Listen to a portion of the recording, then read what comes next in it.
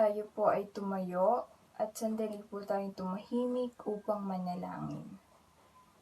Yes, Lord, Amen, Panginoon, nagpapasalamat kami sa magandang araw na ipinagkaloob niyo po sa amin. Pinupuri ka po namin at pinasasalamatan sa lahat ng pagpapala na ibinibigay niyo po sa amin. Salamat, Lord, sa aming buhay, sa kalakasan, sa proteksyon, sa pagmamahal at pagpapala na patuloy po namin natatanggap mula sa iyo, Panginoon. Patuloy niyo po kaming samahan sa araw-araw. Salamat, Lord, sa bawat isa na nakikinig at nanonood. Panginoon, inaalay namin lahat po ng mayroon kami. Pagpalain nawa po ninyo ang mga makikinig ng inyong salita. Samahan niyo po sila, O Lord, at nawa po ay samahan din po kami ng banal na Espiritu.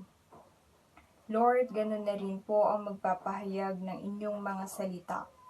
Ikaw na po, Panginoon, ang gumabay sa Kanya upang ang mga salitang Kanyang bibigkasin ay maisapuso at maisabuhay po namin.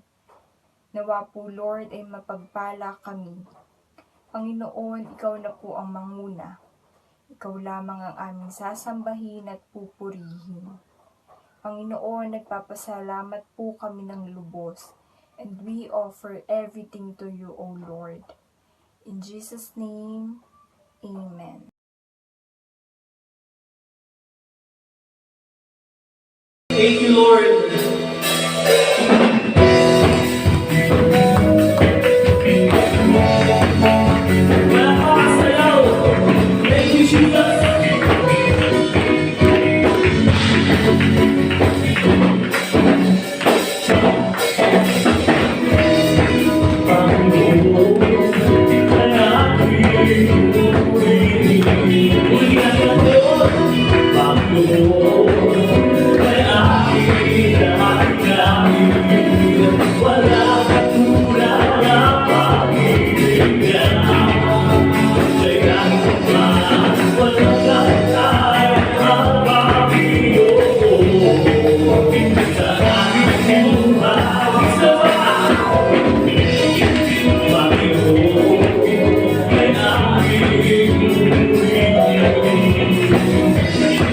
Bye.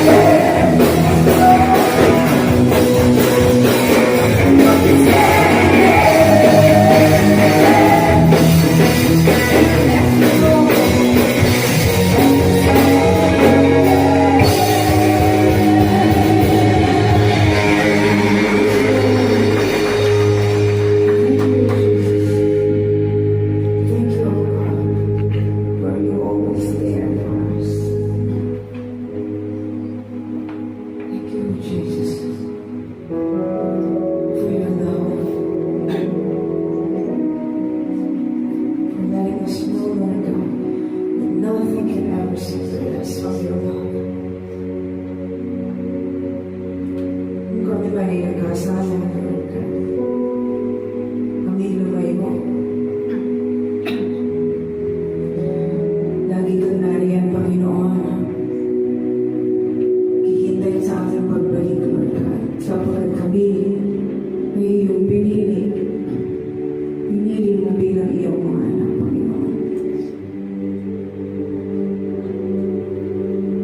I want to sing this new song. Gusto kong malaman ako na sa kabila ng ating paghihirap, sakit, we shouldn't lose our hope. Parating nandiyan, we have to take courage sa lahat ng ating pinagdadaanan. Because the Lord never sleeps. For those who trust in the Lord will find strength. They will soar high on wings like eagle. To stand firm and hold on to our hopes.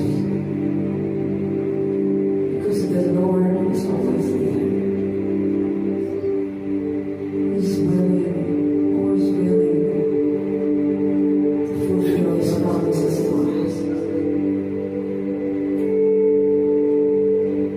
Kung ikaw ay may sakit,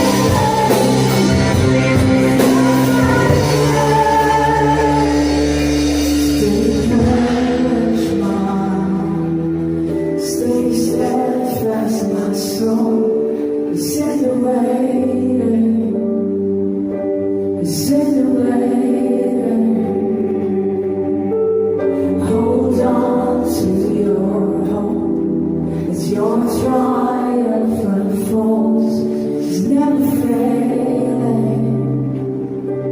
It's never failing.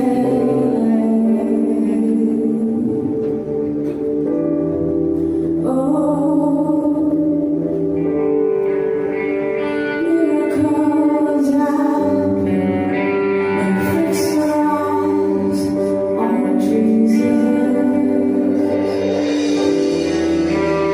Miracles happen when we fix our eyes on Jesus.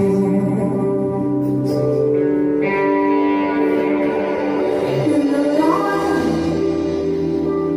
of His face, all our questions die, all our questions fade away. In the light of His face, all our questions fade away. So take courage, my heart. Stay steadfast, my soul. Is ever waiting.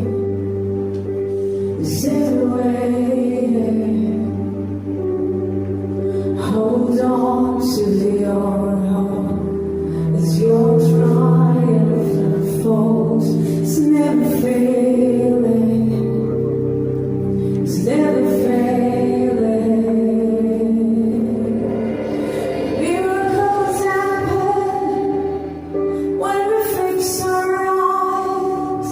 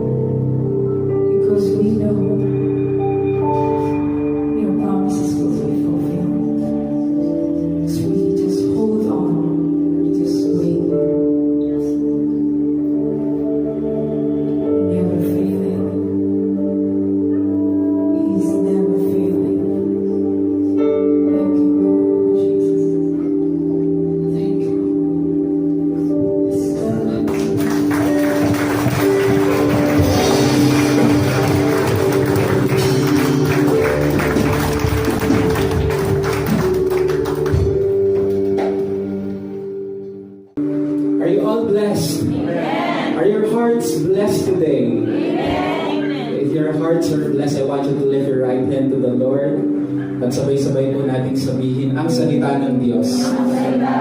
Nagliligtas. Ang salita ng Diyos. Nagpapagaling ng sakit at karamdaman. Ang salita ng Diyos. Nag-aayos ng buhay. Ang salita ng Diyos. Nagbibigay ng pag-asa. At ang salita ng Diyos. Nagpapalat. Sabay-sabay po natin isigaw, today, I receive the blessings in the Word. Ulitin po natin, today, I receive the blessings in the Word. Mas malakas, today, I receive the blessings in the Word. In Jesus' name, amen and amen. Samahan po.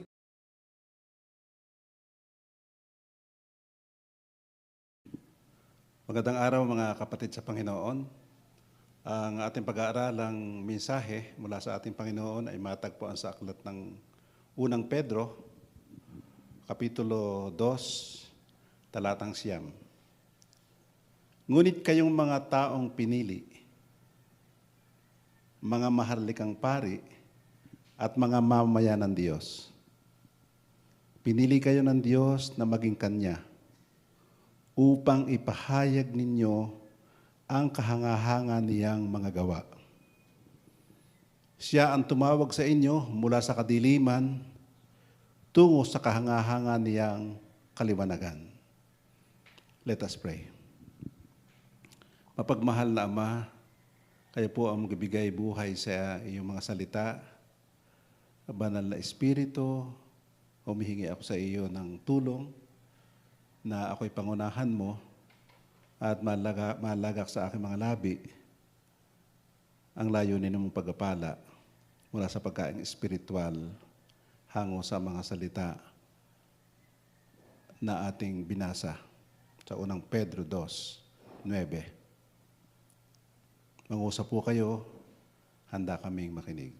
Sa pangalan ni Jesus, Amen. So, ang titulo ng ating pag-aaral sa araw na ito ay pinamagatnan kong The Chosen Race.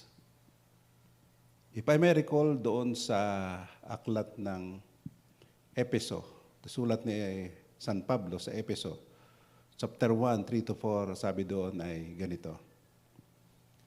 Blessed be the God and Father of the Lord Jesus Christ, who has bless us in Christ with every spiritual blessing that heaven can give. Not only that, He said then that the Word, He chose us before the foundation of the world. So we are chosen by God before the foundations of the world. We are a new race, a race o lahi not defined by flesh and blood, but by our belief in Christ. So we can come directly into God's presence. And we can access to all heavenly blessings that heaven can give us. Purihin ng Diyos. So, nais nating balikan muna sapagkat itong ating pag-aaral sa hapong ito ay itong ating tekstong binasa, 1 Peter 2:9, ay pumapaloob sa mga salita mula sa unang Pedro 2:1-12. At ating babalikan yung sinasabi dito sa 1 Peter 2:1. Sabi dito, dahil ipinanganak na kayong muli, talikuran nyo na ang lahat ng uri ng kasamaan. Pandaraya, pagkukunwari, pagkainggit, at lahat ng paninirang puri. Okay, purihin ng Diyos. So, yamang tayo ay chosen race. At kinakailangan na we were kept separated for the master's use. We were separated for the master's use.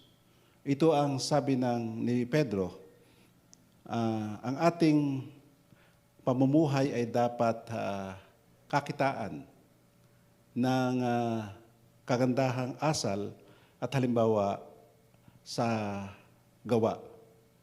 At we have to get rid of this pandaraya, pagkukunwari, pagkainggit, at lahat ng paninirang puri. Kaya sabi doon sa Ephesians 2:10 ay ganito, I remember right. Tayo'y nilalang ng Diyos at sa ating pakikipag-isa kay Kristo Jesus, binigyan na tayo ng bagong buhay para tayo ay makagawa ng mabuti. Ngayon, how do we get rid of those faults that do harm to our relationship with believers and even to non-believers? Ang isang katiyakang ang sagot diyan ay kinakailangan tayong mag-spiritual growth. Payo ni Pablo sa mga taga-Pilipos doon sa chapter 4, 8-9 ay ganito.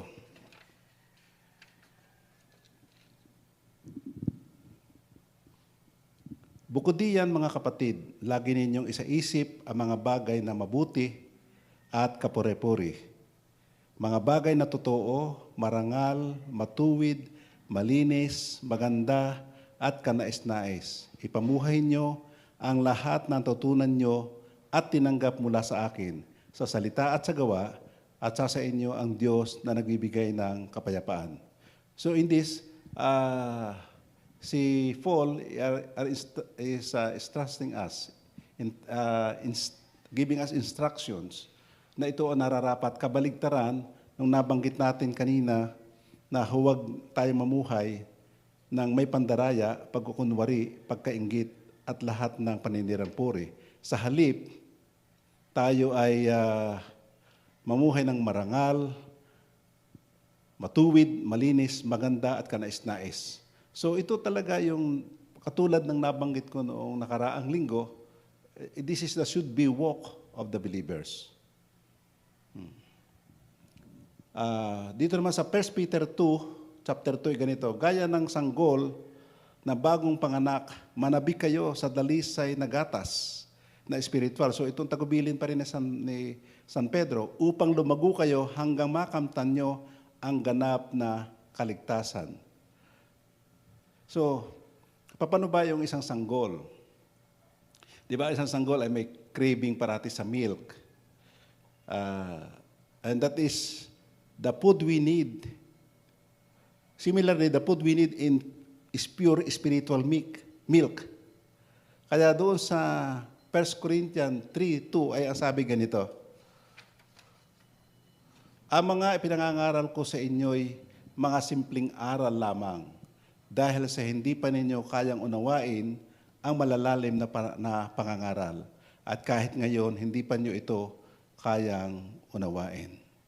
So, ang isang bata na nangangailangan ng gatas, ay hindi, habang tumatagal, hindi nangangailangan ng gatas yan. Kailangan din ng solid food. Similarly, gayon din tayo. Sa pormero lamang, medyo tayo ay alam nating iyakin yan, emotional, ang bagong Kristiyano, so kinakailangan din ng himas. Pero not necessarily at all times, in any given situation, ay parating himas lang tayo ng himas. Kinakailangan din natin ng unti-unting nilalapatan na natin ng rebuke, nilalapatan na natin ng discipline, katulad ng isang agila. Ang isang agila, yung inakay, ang ginagawa sa inakay, unti-unting binibitawan yon. Then pagka talagang malulunod na sa taas, sinasalo yun ng inahin. Hanggang sa matutong magsarili. So, for us, especially for the new Christian, desire pure milk of the word that you may grow. Kailangan tayong lumago. Dito sa 1 Peter 2:3. So, ngayon naranasan na ninyo ang kabutihan ng Panginoon. Pagkat ang Diyos natin ay mapagbigay. He is gracious. Mapagbigay ang ating Panginoon. So dito, pumula sa chapter 2 hanggang from verse 1 to 12, ito ang pumapaloob na napakahalaga nating himay-himayin. Naranasan na ba natin ang kabutihan ng ating Panginoon? Did you experience the graciousness of our Lord? No? Ako, napakarami sa buhay ko, naranasan ko ang kabutihan ng Diyos. Kung paano siya tumutugon sa ating mga kahilingan. Once we made known to God our request, our needs, and tayo naroon ang pananalig sa Kanya, kailanman hindi ipagkakait ng Diyos ang ating mga pangangailangan. Katulad din ng isang ama. Ang isang babae, pag hiningan ng anak ng tinapay, bibigyan ba ng ahas? So, higit doon ang ating Panginoon. Higit pa sa ating hinihiling kaya niyang ibigay. Sabi dito sa Salmo 34:8 ay ganito, subukan ninyo at inyong makikita kung gaano kabuti ang Panginoon. Napakapalad ng taong naghahanap ng kaligtasan sa Kanya. So, gayon ang kabuti ng ating Panginoon. Especially, ako tuwing umaga, hindi maaari, most often than not, ay pagka in closing doon sa aming morning devotion, I always invoke the Word of God in Psalm 91. In Psalm 91. Sapagkat tayo na naghahangad parati ng kalinga ng ating Amang nasa langit. Sabi niya, may katiyakan ng ating kahilingang pagkasanggalang ay ating makakamtan. He will summon thousands of His angels to be with us wherever we go. And as surely, His presence is with us all the time. Okay. Dito naman sa kasunod na mga talata, 1 Peter 2:4-5. Siya ang batong buhay, referring to the Lord Jesus Christ. Siya ang batong buhay na itinakwil ng mga tao, pero pinili ng Diyos at mahalaga sa paningin niya. At habang lumalapit kayo sa Kanya, kayo na tulad din ng batong buhay, ay itinatayo ng Diyos bilang isang gusaling espiritual. At bilang mga banal na paring pinili ng Diyos, nag-aalay kayo sa Kanya ng mga espiritual na handog na kalugod-lugod sa Kanya dahil ginagawa niyo ito sa pamagitan ni Jesucristo. So, dito tayo mga pinili, all believers ay consider as stones. All believers are stones that God uses to build a spiritual house. And that is His temple. So, itong panahon ito, nusulatin ito ni San Pedro, ay nagkaroon na ng distraction ang temple. Yung parating pinupuntahan ng mga tao doon sa templo sa Jerusalem, ay wala na yon. At naghahanap sila ng pupuntahan. At kung kaya, tayo mismo, sinasabi dito ni San Pedro, na tayo mismo ang mga stones na pag pinagsama-sama ay nagkakaroon ng spiritual house. Ibig sabihin, katulad ng, nabalikan ko yung sabi ni Lord kay Peter, sabi niya, "Thou art Peter, and upon this rock, I will build my church." Pag sinabing Peter, ibig sabihin, Petra, small stones. Si Jesus Christ ang panulukang bato. And upon this rock, I will build my church. And the gates of hell will not prevail against the church. So, ibig sabihin, tayo mismo mananampalataya, tayo ay mga batong buhay na itinayo. Ang parating halimbawa ko dito ay para tayong mga hollow block na sa ating panahon ay pag gumagawa ng bahay, pinagsama-sama yan at nakakabuo ng isang gusali o building. Tayo ay halintulad niyan. Na tayo maliliit na bato na nagkasama-sama at nabuo dahil sa si Kristo ang pundasyon natin, nabuo ang isang spiritual house o spiritual house, and that is His temple. Sabi sa 1 Corinthians 6:19-20 ganito, hindi ba nyo alam na kayo ang templo ng banal na Espiritu. So in 1 Corinthians 6:19-20, don't you know that you are the temple of the Holy Spirit? We are the temple. Tayo the church. The temple of the Holy Spirit, where the presence of God resides. No? So sa atin, hindi na ngayon yung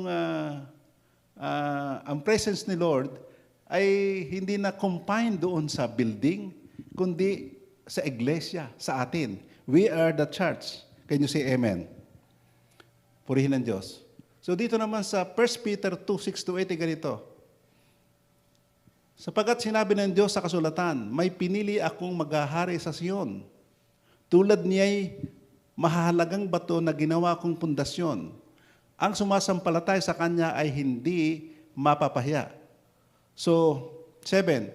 Kaya kayong sumasampalataya ay pararangalan ng Diyos, ngunit sa taong hindi sumasampalataya ay naganap ang sinasabi sa kasulatan.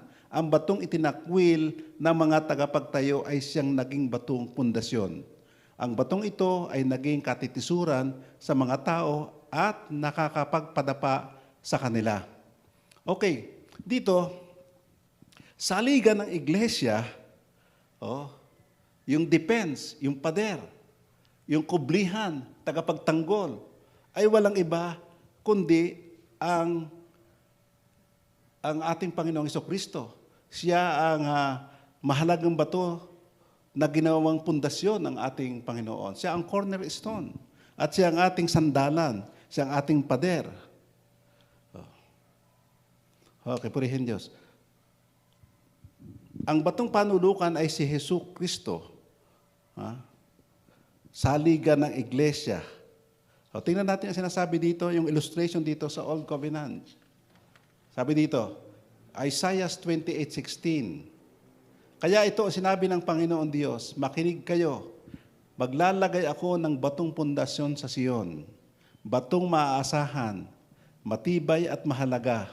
Ang sumasampalataya sa Kanya ay huwag maging padalos-dalos sa kanilang mga ginagawa. Meaning, tayo ngayon, we are, just like Paul, we are slaves to Christ. Dati-rati tayo ay sunod-sunuran sa ating kaaway. But now that we belong to Christ, no? Namatay siya para sa atin, our redemption ay binili ng kanyang precious blood. Tayo ngayon ay parang slaves to Christ. At kung ano ang gusto ni Christ, yun ang gagawin natin. No? Psalm 118, verse 22, ang batong itinakwil ng mga tagapagtayo ay siyang naging batong pundasyon. Isaiah 8:14, ako ang magiging kanlungan ninyo. Yan. Ibig sabihin, siya ang ating sandigan. No? Ako ang magiging kanlungan nyo. So, ang Panginoong Jesucristo ang ating magiging kanlungan. Pero sa taga-Israel at taga-Huda, katulad ako ng isang batong naging katitisuran sa mga tao. Remember, when Jesus planned the redemption, ay unan niyang pinuntahan. When the Father planned the redemption, He sent the Lord Jesus Christ, siyempre sa kanyang bayan, sa Israel. Pero hindi siya tinanggap ng mga tao. At yun ang, sabi dito, naging katitisura sa mga tao at nakapagpadapa sa kanila. Pero sa atin, ay naging bayan ng Diyos sa magitan ng ating pananalig sa Kanya. Tayo ang tumanggap. At para sa mga taga-Jerusalem, para akong isang bitag. Tingnan nyo, yung mga kababayan ng ating Panginoon ay hindi siya tinanggap. At thank you for the ministry of St. Paul. At he was sent to the Gentiles like us. At ang magandang balita ay nakarating sa atin. At tayo ay na-confirm ang ating katubusan. At tayo ay kasama sa package pala ng Panginoon na even before the foundations of the world, tayo pala kasama na doon. Alam ng Diyos, hindi nahuhuli ang ating Panginoon sa history. We are chosen. No? Hindi tayo nahuhuli. tayo ay chosen one. Okay? Gawa 4, 11, 12. Gawa 4, 11 to 12. Sabi ganito, si Jesus ang tinutukoy na bato sa talatang ito ng kasulatan. So sabi sa New Testament, sa Books of Acts, at tinutukoy kanina from the text na ating pinag-aaralan, pumula sa chapter 2, 1 Peter 2, from verse 1 to 12, na pumapaloob doon na nababanggit yung bato, yung pundasyon, si Jesus. Si Jesus ang tinutukoy na bato sa talatang ito ng kasulatan. Ang bato na itinakwil ninyong mga tagapagtayo ng bahay, ang siyang naging batong pundasyon.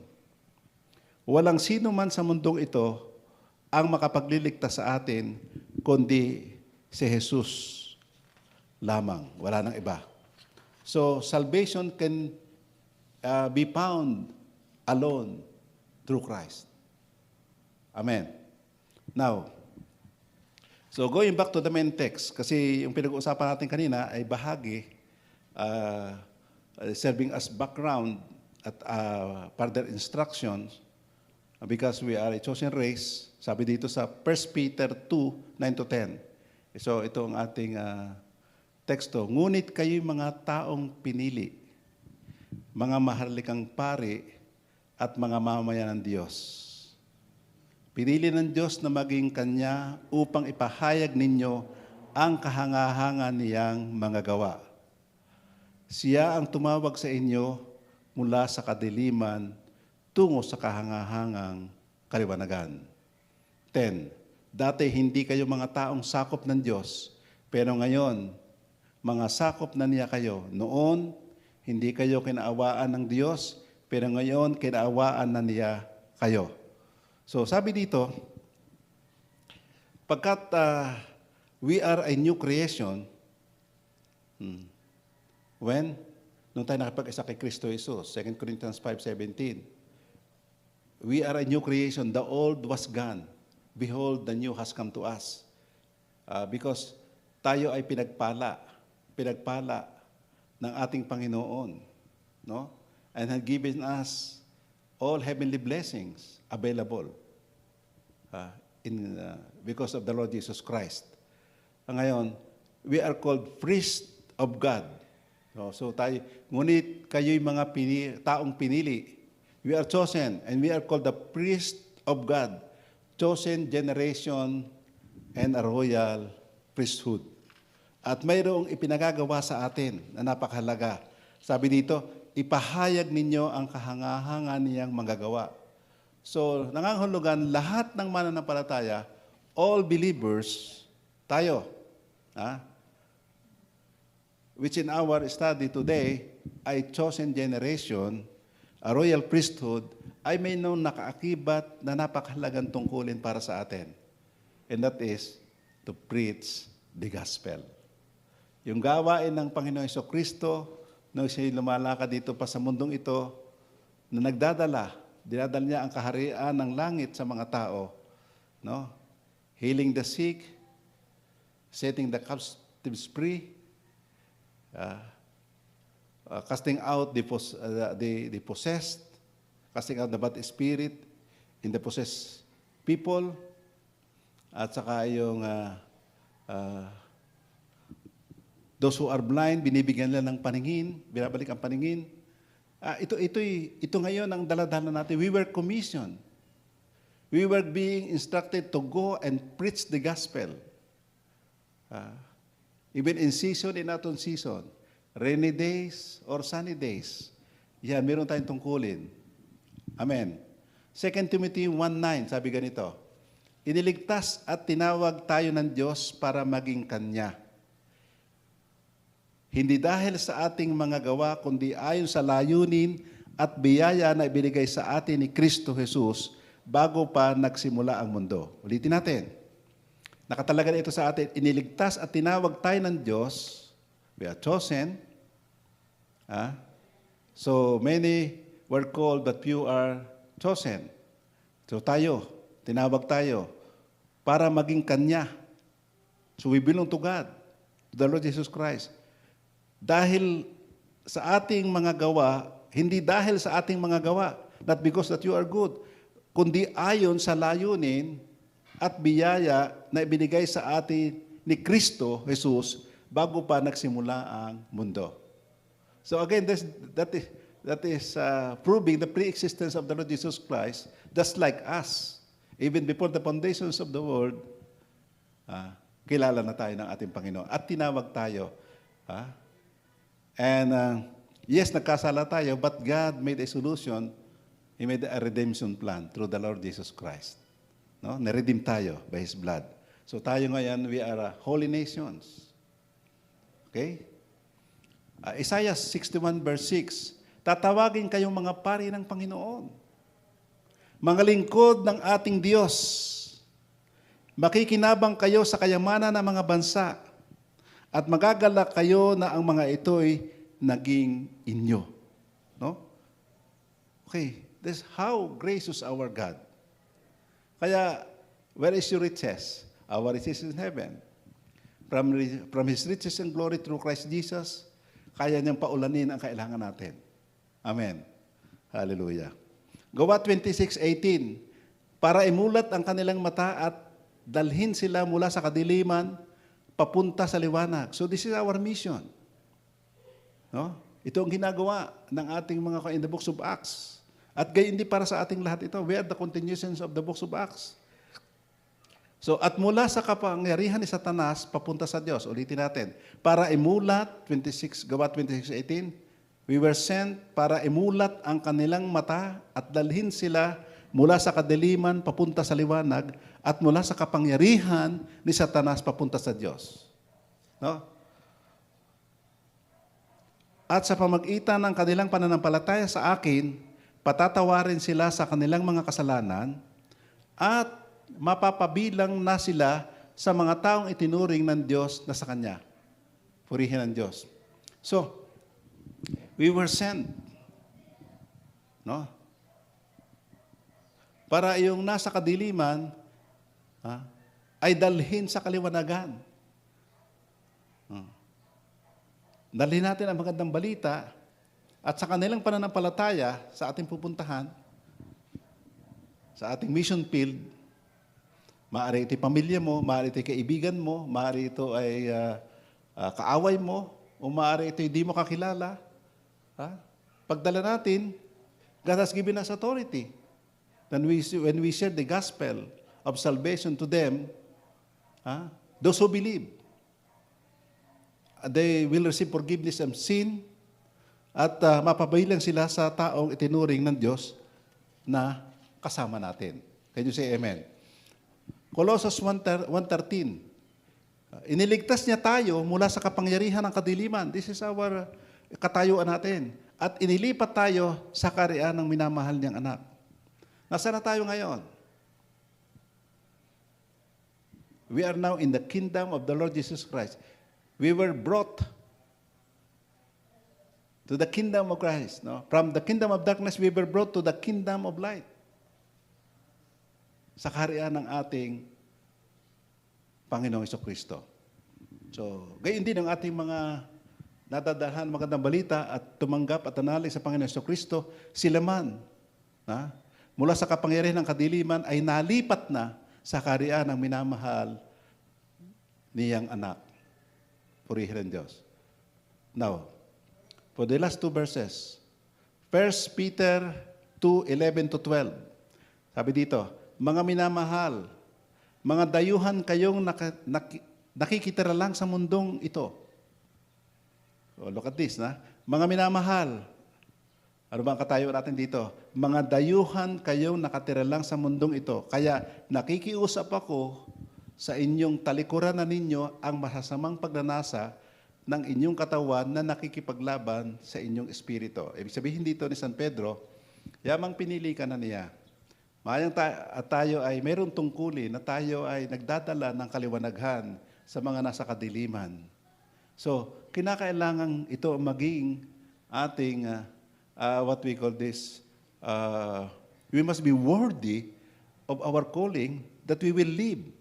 No? Na tayo mamumuhay na tumatalikod na sa mahasamang pagnanasa ng inyong katawan na nakikipaglaban sa inyong espiritu. So, may labanan parati. Kahit tayo Kristiyano na, magkalaban yung spirit to spirit. No? Di ba? Laman. Flesh at saka espiritu. No? Pita ng laman, ikalaban ng ating espiritu. Yung ating espiritu, we have the holiness of God from our inmost being. Nasa atin ang Holy Spirit. And the Holy Spirit is knitted together with our spirit. At ito'y banal. Pero ang ating flesh na nagsisimula dito sa ating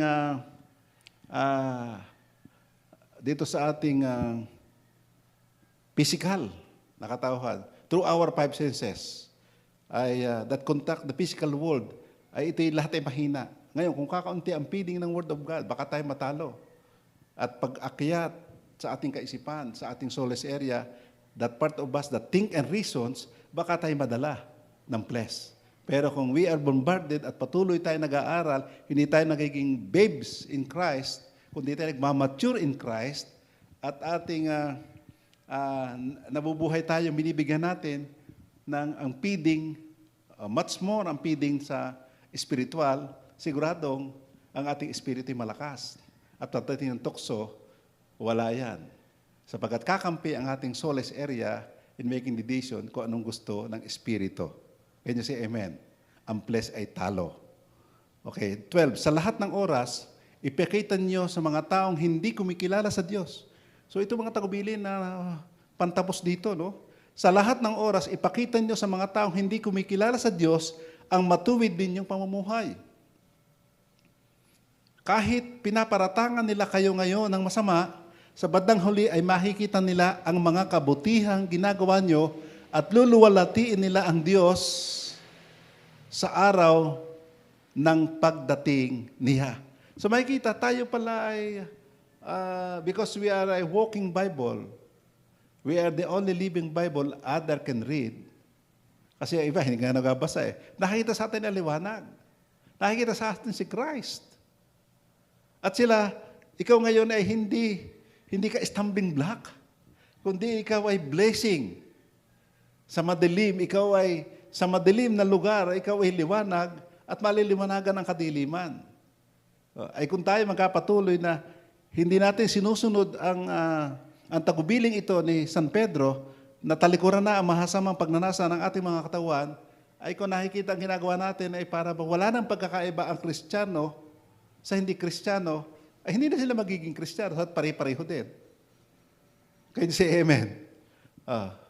So, this is more na katulad din ng isang linggo that should be Christian walk or how to, kung paano tayo lumakad.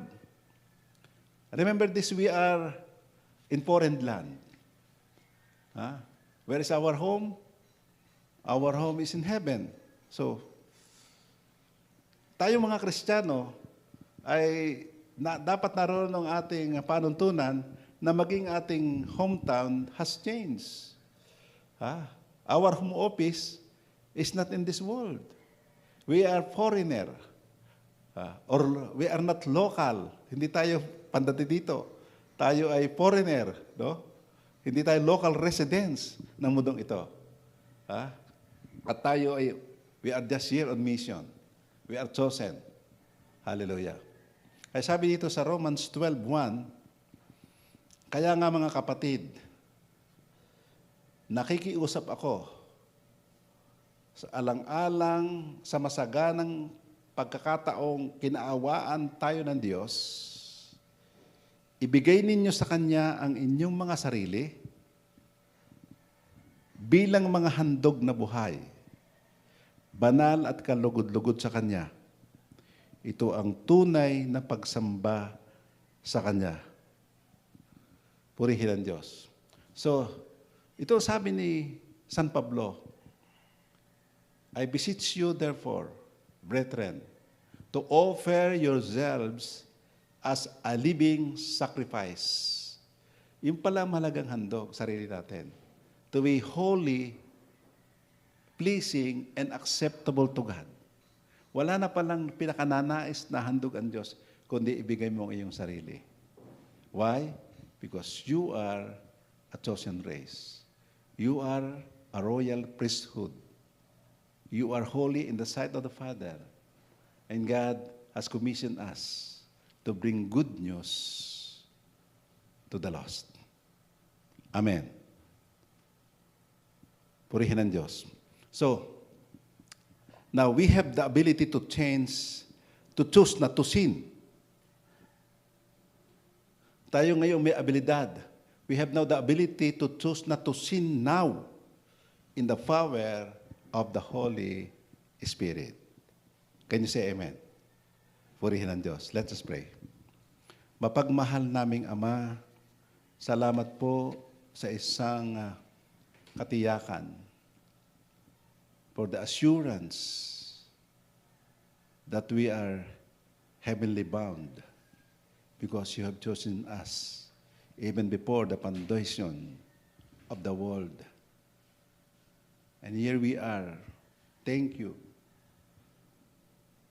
Accept ourselves to be our holy offering to you, Father. Aming itinatalaga aming buhay, kaming mananampalataya. Thank you for the redemption plan that we have enjoyed. The forgiveness, that is the forgiveness of our sin. And thank you that our lawlessness and transgressions has been forgiven and washed by the blood of Jesus Christ. And we are ready. Handa po kami to be a channel of blessings to many as you have mandated us from your calling. Thank you, Father. Bless us as we go. In Jesus' name, amen. God bless you and more power.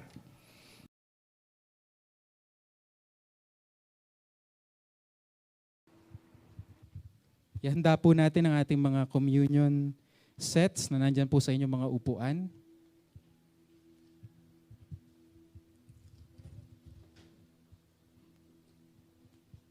Hawakan po natin ang mga tinapay.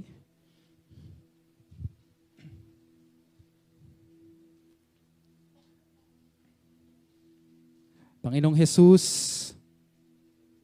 ito po ang simbolo ng inyong katawan.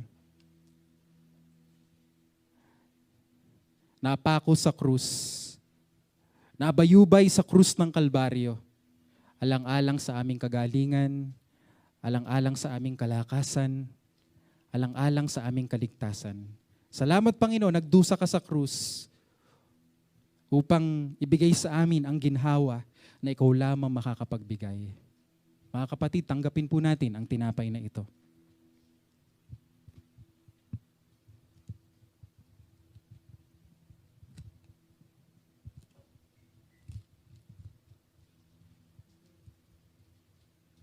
Ihanda po natin ang mga inumin. Ang mga inuming ito ay simbolo ng dugo ni Kristo. Ang dugo niya ay dumaloy sa krus, alang-alang sa ating kapatawaran. Kapatid, dahil sa dugo ni Kristo, lahat ng kasalanan mo'y nahugasan na. At sa pagtanggap mo ng inuming ito, idinideklara mo na ikaw ay malinis na, ikaw ay napatawad na, ikaw ay may bagong simulain dahil kay Kristo. Tanggapin po natin ang inumin.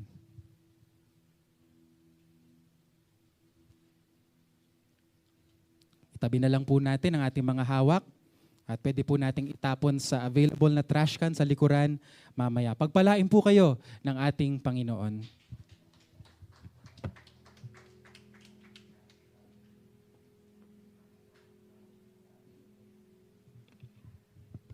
Good morning po mga kapatid. Parang seryoso po tayong lahat. Ano? Sige, tayo po ay tumayo at tayo ay mayroong gagawin na regular nating ginagawa. Di ba po?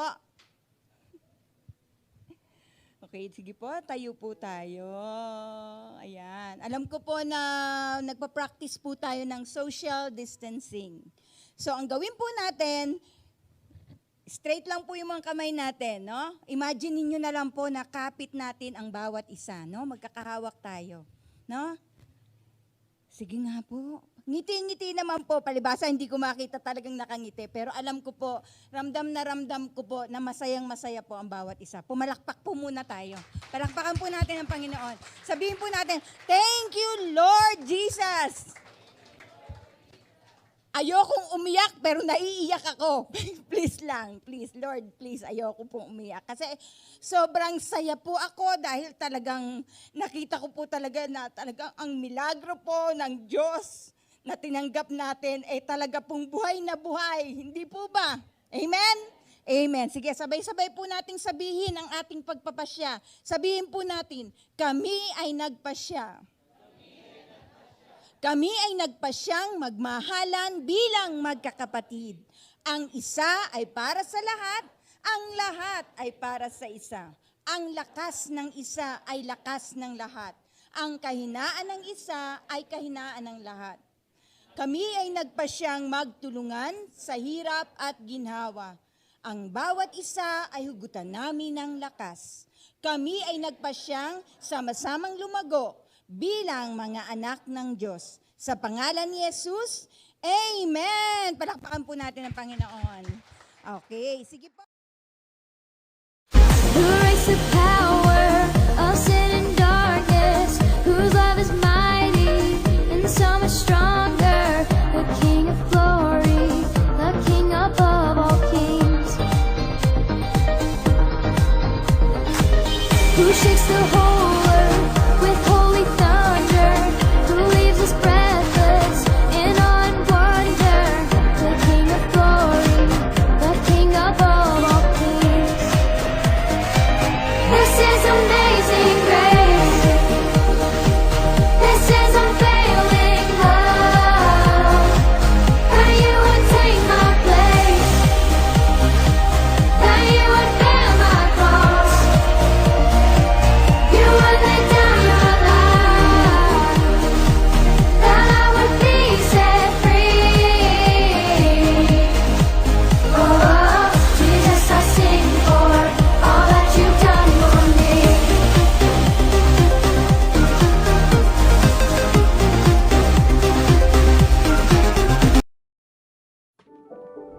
Meet Bob. Bob's been coming to church for a while now. Amidst the busyness of work and life, he wants to grow closer to the Lord, but he feels like something's missing. He reads his Bible, well, sometimes. He's attending a home group and even listening to podcasts of old sermons. But try as he might, he just feels like something's missing. Then Bob heard a teaching on giving financially. He felt a little convicted, knowing that he and his family were not regularly tithing 10%. But he wondered, does God really command me to give the first 10% to the church? Does the church really even need the money? What's in it for me? Why should I give? Bob decided to dig a little deeper and look into it for himself. So he opened his Bible and really didn't know where to look. So he Googled Bible passages about money. He was very surprised to find a large number of verses about tithing, and not just in the Old Testament. Jesus himself taught about tithing to the local church. Now Bob was really feeling convicted. He was beginning to see why the tithe was so important. It wasn't about the church needing money or trying to scam him in some way. It was a question of the heart. Bob repented of his disobedience and he started to return the first 10% of his income to God. He was pleasantly surprised to see breakthroughs in many areas of his life. His relationship with his children, his marriage, and even his finances began to improve. Bob thought back to one of the verses that he'd read about the tithe. Test me in this, says the Lord Almighty, and see if I will not throw open the floodgates of heaven and pour out my blessing upon you. Good morning! Isang napakagandang umaga. Alam ko lahat ang bawat isa ay masayang-masaya. Di po ba? Excited ang bawat isa. Alam ko talagang matagal nating hinintay na muli tayo magkasama-sama upang papurihan ang ating Panginoon. At ngayon po naman, ihanda na natin yung ating mga kaloob. Hawakan lang po natin. At mamaya po, pagbaba natin, pagkatapos po ng benediksyon ni Pastor, pag-uwian na, ihuhulog lang po natin doon sa ating box. May offering box po tayo doon sa baba. So atin po munang ipanalangin. Tayo po tumungo, tayo manalangin. Panginoong Diyos na makapangyarihan sa lahat, muli salamat po Ama sa napakadakilang araw na ito, sa napakabiyayang araw na ito, Panginoon. Salamat nga po, O God, muli na pinagkalooban mo ang bawat isa na makadalo kami sa ganitong gawain, Panginoon. Salamat sa kagalakan na nasa puso namin, Panginoon, na muli ay nakaniig ka namin, Panginoon, sama-sama kaming nakapagpuri, nakapag-aral ng iyong banal na salita. At Panginoon, salamat nga po, dahil alam ko, O Diyos, na kailanman hindi mo kami pinabayaan, kailanman hindi mo kami iniwan, Panginoon. At maging sa pandemya na ito, Panginoon, na aming nararanasan, ikaw po ang patuloy na nagpo-provide ng aming mga pangangailangan. Kaya po muli, Panginoon, ay ibinabalik namin sa iyo ang aming mga kaloob at handog na ito, Panginoon. At alam ko, O Diyos, na ang mga salaping ito, O God, ay magagamit sa lalo pang pagpapalawak ng iyong banal na gawain, Panginoon, upang maraming mga tao pa, Panginoon, ang makakilala sa iyo, ang makarinig ng iyong banal na salita, Panginoon, at magkaroon ng pag-asa, Panginoon, na ikaw, Panginoon, ang aming Diyos, na ikaw, Panginoon, ang patuloy na gumagabay, nag-iingat, at patuloy na nagpapala sa bawat isa sa amin, Panginoon. Kaya, Panginoon, muli, ibinabalik namin sa iyo ang papuri, ang pasasalamat, Panginoon, sa tanging pangalan ni Jesus. Amen. Thank you, Lord.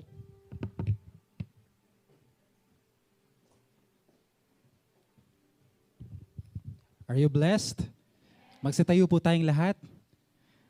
At bago po natin tuldukan ang gawaing ito, muli tumingin ka sa iyong katabi at sabihin mo sa kanya, nagtagumpay sa iyo ang Panginoong Jesus ngayong umaga.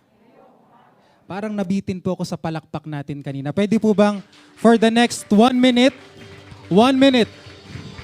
just praise Him. Thank you, Lord.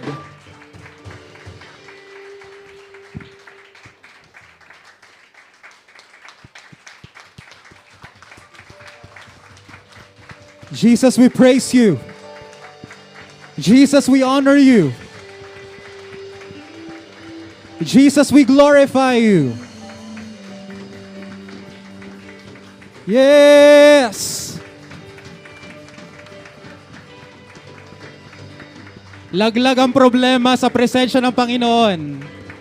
Laglag ang lungkot sa presensya ng Panginoon. Amen. Taas ang dalawang kamay.